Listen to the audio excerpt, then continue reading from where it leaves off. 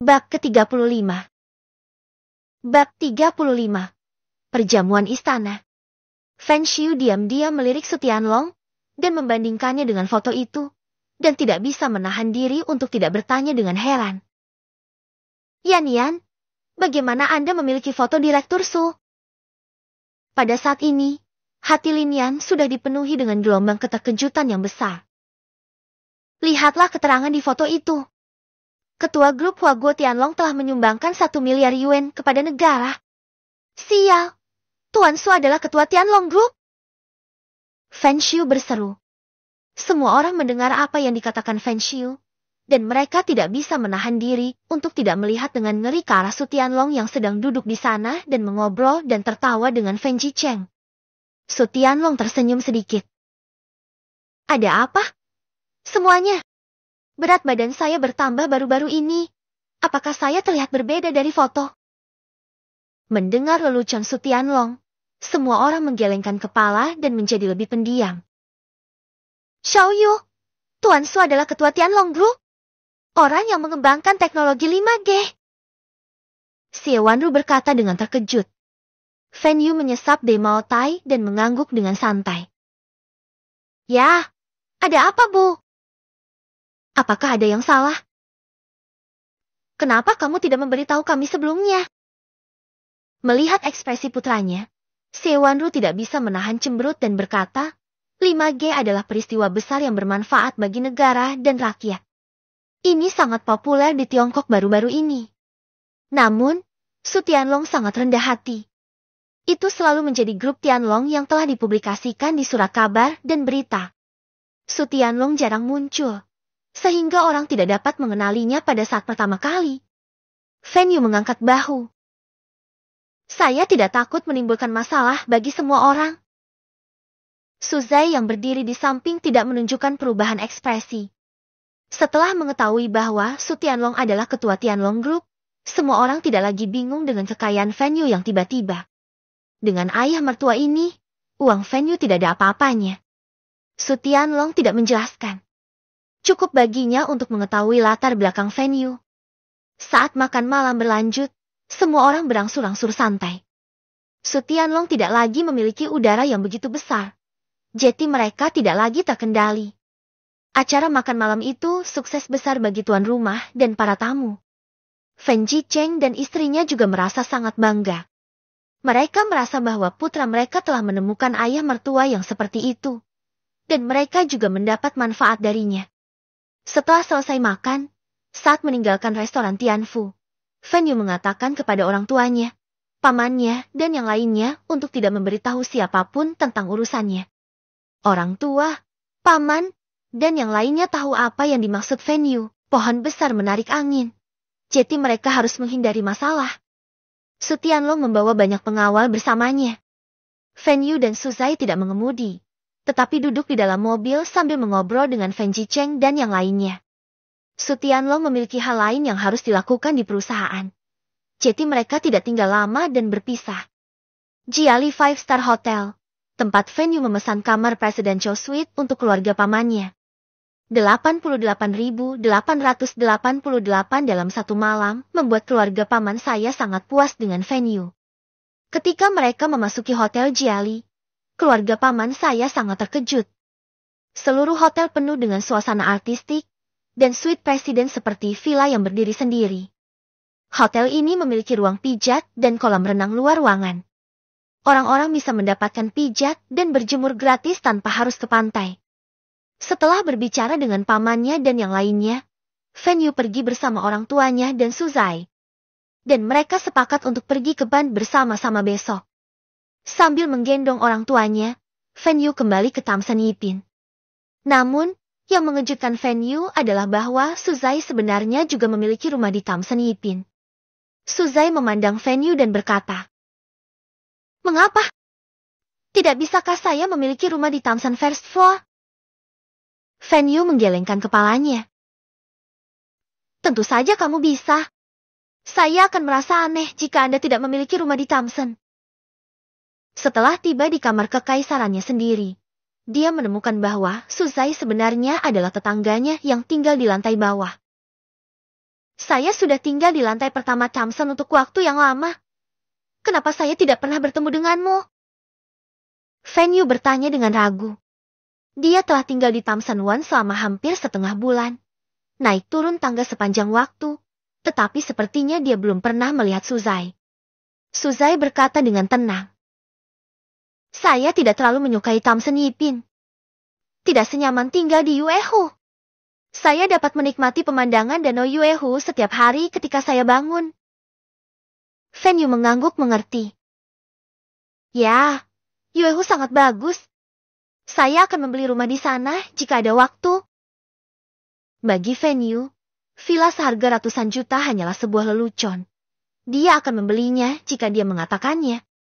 Suzai tahu sumber daya keuangan Fan Yu. Baginya, villa Moon Lake seperti mencabut sehelai rambut, tidak ada apa-apanya. Setelah mengucapkan selamat tinggal pada Fan Jicheng dan istrinya, Suzai kembali ke ruangannya di lantai bawah. Melihat dekorasi mewah di kamar kaisar, Fan Jicheng dan istrinya tidak dapat menahan rasa bangga bahwa putra mereka benar-benar berhasil. Ngomong-ngomong, Xiao Yu, bukankah bibimu ada di kota ajaib? Di mana dia tinggal sekarang? Bibi saya merasa tidak nyaman untuk tinggal bersama saya. Jadi dia pindah ke perusahaan. Oh, hubungi bibimu besok dan ayo kita pergi berbelanja bersama. Kata Xie Yuking. Fan Yu mengangguk. Oke. Bu, mari kita lihat apakah bibi saya punya waktu. Keesokan paginya, ibu saya bangun pagi-pagi sekali dan membuat sarapan di dapur. Fan Yu duduk dengan mengantuk dan mulai sistem masuk. Ding, apakah Anda ingin masuk? Masuk. Ding, berhasil masuk. Hadiah masuk resep perjamuan Manchuhan. Apa? Fan Yu bertanya dengan ragu. Setelah melihat menu perjamuan Manchuhan, Fan Yu tahu apa itu. Perjamuan Manchuhan adalah perjamuan istana besar yang disajikan oleh para kaisar dinasti Qing. Tercatat ada total 108 hidangan, termasuk 54 hidangan selatan dan 54 hidangan utara, yang semuanya merupakan hidangan terbaik di dunia. Di antara mereka, ada berbagai macam rasa seperti direbus, digoreng, ditumis, dan dipanggang, yang benar-benar merupakan harta karun budaya kuliner Tiongkok. Diperkirakan bahwa hidangan pada generasi berikutnya tidak otentik sama sekali, dan banyak di antaranya mungkin telah hilang dalam tradisi, sehingga tidak dapat dianggap sebagai perjamuan Manchuhan yang sebenarnya. Perjamuan Manchuhan mencakup hidangan gurih dan manis, hidangan daging dan vegetarian, dengan berbagai macam bahan dan bahan berkualitas tinggi, termasuk semua jenis makanan lezat dari darat dan laut. Ada juga etiket dan kekhususan yang terlibat. Mampu menyantap jamuan makan lengkap adalah simbol status. Hadiah yang sangat bagus, kata Fan Yu sambil tersenyum setelah membaca pengantar perjamuan Manchuhan. Akhir dari bab ini. Novel terjemahan.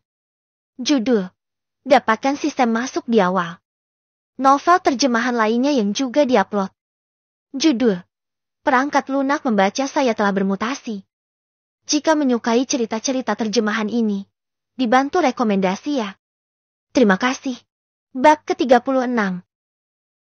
Bab 36. 22. Jika Anda dapat membuka restoran dan menggunakan perjamuan Manchuhan ini, itu pasti akan sangat populer, dan bahkan mungkin untuk menembus restoran bintang 6.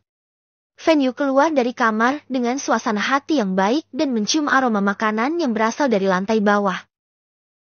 Bu, kenapa kamu bangun sepagi ini? Fan Yu, mengenakan rompi dan celana pendek, turun dari lantai atas dan berkata dengan keras. Fan Jicheng, yang sedang duduk di sofa sambil membaca koran, mau tidak mau berkata. Xiao Yu, apakah kamu bangun sangat terlambat setiap hari? Fan Yu duduk dengan santai di sofa dan mengangguk. Tidak apa-apa, tidurlah sedikit lebih lama jika kamu bisa. Setelah sarapan, Fan Yu membawa orang tuanya ke bawah, dan Suzai sudah menunggu di garasi bawah tanah. Para pengawal tidak mengendarai mobil pengasuh kembali karena mereka masih perlu membawa Fan Jicheng dan yang lainnya ke Ban untuk perjalanan hari ini. Fan Yu menyerahkan kunci mobil kepada Suzai. Ini untukmu. Suzai mengambil kunci mobil dengan bingung. Ketika dia melihat logo mobil di atasnya, dia tidak bisa menahan diri untuk tidak bertanya dengan heran. McLaren P1? Dari mana kamu mendapatkannya? Fan Yu tersenyum dan berkata, bagaimana mungkin aku tidak melakukan apa yang aku janjikan padamu? Melihat Fan Yu dan orang lain yang berdiri di sana berbicara, Fan Jicheng dan istrinya saling tersenyum. Saya telah meminta Liu Jian untuk mentransfer plat nomor Anda sebelumnya kepada Anda. Dengan nomor 59. Baiklah, terima kasih. Suzai berkata dengan lembut. Fan Yu menggelengkan kepalanya. Anda pergi ke bandara untuk menjemput orang tua saya kemarin, dan saya belum mengucapkan terima kasih. Mobil ini adalah ucapan terima kasih saya. Duduk di mobil pengasuh, Fan Yu menyalakan mobil dan melaju menuju Hotel Jiali. Begitu sampai di pintu masuk hotel, saya melihat paman saya dan keluarganya sedang menunggu di sana. Teban adalah objek wisata paling terkenal di Shanghai. Letaknya di tepi sungai Huangpu. Dari sini Anda dapat melihat pemandangan Lujiazui, Pudong dan tempat-tempat lain di seberang sungai. Konon katanya akan lebih enak dipandang di malam hari. Fan Yu menghabiskan sepanjang hari dengan mengajak orang tua dan keluarga pamannya untuk jalan-jalan. Dari Ban ke Nandu Commercial Street, dan bahkan pergi ke Pearl Tower, yang membuat orang tua dan keluarga pamannya sangat senang. Baru pada malam harinya semua orang kembali, kelelahan. Setelah mengirim pamannya dan keluarganya kembali ke hotel dan memesan penerbangan pulang untuk besok, Fan Yu membawa orang tuanya pulang. Awalnya, orang tua Fan Yu ingin kembali dengan pamannya dan keluarganya, tetapi mereka dibujuk oleh Fan Yu dan Suzai.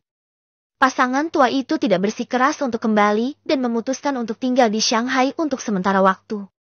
Adapun bibinya Xie Yuqing, ketika dia menelepon hari ini, dia mendengar bahwa perusahaan sangat sibuk dan tidak datang. Orang tuanya juga mengatakan bahwa mereka akan pergi ke perusahaan untuk mencari Xie Yuqing besok. Keesokan paginya, Fan Yu bangun dengan segar. Dia tidak lupa pergi dengan Suzai untuk melihat rencana restoran hari ini. Ibu dan ayah, aku akan keluar. Aku ada urusan dengan Suzai hari ini. Fan Yu mengenakan pakaiannya dan berteriak.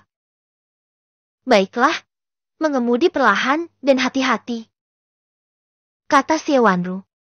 Fan Yu baru saja mencapai lantai 42 di lift ketika dia mendengar lift berdering. Suzai, mengenakan gaun Burberry dan jam tangan Patek Philippe edisi terbatas senilai 7,2 juta, masuk dari lift. Hai, selamat pagi. Fan Yu menyapa. Suzai mengangguk sedikit. Anda bangun sangat pagi. Fan Yu tersenyum dan berkata, bukannya aku tidak ada kegiatan hari ini, jadi aku bangun lebih awal. Ngomong-ngomong, di mana Direktur Su memilih lokasi restoran? Suzai mengangguk dan berkata, Teban. Fan Yu tampak bingung. Apakah ada tempat yang cocok di sana? Teban, sebagai landmark ikonik Shanghai, telah lama dipenuhi dengan aktivitas komersial. Selain itu, sebagian besar bangunan di Ban adalah peninggalan sejarah. Jika Anda ingin membuka restoran bintang 5, sepertinya tidak ada bangunan yang cocok, bukan? Jika restoran bintang 5 ingin dibuka, langkah pertama adalah memiliki bangunan komersial yang berdiri sendiri. Jika tidak, bagaimana mungkin restoran bintang 5 bisa berbagi gedung dengan orang lain? Tetapi meskipun Ban memiliki alamat yang bagus dan arus penumpang yang besar, tidak ada tempat yang cocok di sana, bukan? Suzai mengerang dan berkata, Ayah bilang dia sudah siap. Saya tidak tahu detailnya. Seseorang akan memberi kami informasi ketika saatnya tiba. Suzai mengendarai McLaren P1 dan membawa Fan Yu ke Ban. Nomor 22 Ban adalah sebuah bangunan yang memiliki nilai sejarah yang tinggi. Konon sudah ada sejak lebih dari 100 tahun yang lalu dan dapat dianggap sebagai bangunan tengara di Ban. Sesampainya di depan gerbang 22, Fan Yu hanya bisa berkata dengan heran. Bosu benar-benar murah hati. Dia benar-benar berhasil mendapatkan tempat ini. Suzai mengangguk dan berkata. Bangunan ini dulunya adalah bangunan yang berbahaya. Tetapi karena masalah feng shui dan sejarah, tidak ada perintah pembongkaran yang dikeluarkan. Belakangan, ayah saya berhasil mengajukan permohonan renovasi dan bangunan tersebut tidak lagi menjadi bangunan yang berbahaya. Pemeriksaan kualitas juga dilakukan oleh tenaga profesional. Jadi mungkin tidak akan ada masalah dalam beberapa dekade. Fan Yu mengangguk. Direktur Su memang sangat kuat, dan dia bisa mendapatkan peninggalan bersejarah seperti itu. Su Zai tersenyum dan berkata, tentu saja, Anda tidak tahu seberapa besar kontribusi ayah saya terhadap industri real estate China. Semua kota tingkat pertama dan ibu kota provinsi di China memiliki investasi dari Tianlong Real Estate. Konon, ayah saya juga merupakan pemegang saham utama dalam pembangunan Tamsan Yipin. Ketika berbicara tentang ayahnya, meskipun Su Zai adalah orang yang dingin dan sombong, dia tidak bisa tidak menunjukkan kebanggaan seorang putri bungsu. Tampaknya Su Tianlong memang sangat berkuasa, tak heran total asetnya bisa mencapai triliunan. Ngomong-ngomong, bukankah aku mendengar bahwa Brilliant Real Estate juga sangat kuat di kota ajaib? Fan Yu dan Su Zai berjalan menuju nomor ke-22. Su Zai tertegun. Real Estate yang mulia? Bukankah itu hanya perusahaan kecil? Ayah saya tidak banyak berinvestasi di industri real estate dalam beberapa tahun terakhir. Jadi Hui Huang dapat mengambil beberapa sisa. Jika tidak, mereka hanya dapat melakukan beberapa proyek kecil di pinggiran kota Shanghai, dan mereka bahkan tidak akan bisa mendapatkan seteguk industri real estate di kota. Fan Yu mengangguk mengerti. Ternyata Hui Huang bahkan bukan seekor semut di depan Tianlong Group. Ketika keduanya tiba di depan gedung 22, mereka melihat seorang wanita dengan setelan bisnis menunggu di sana dengan sebuah tas kerja. Nona, ini adalah dokumen nomor 22 yang diminta ketua untuk saya kirimkan kepada Anda. Su Zai mengangguk. Ya, saya mengerti. Akhir dari bab ini. Bab 37. Bab ke-38. Bab 37 Bab 38. Lintasan balap bawah tanah. Saat ini, semua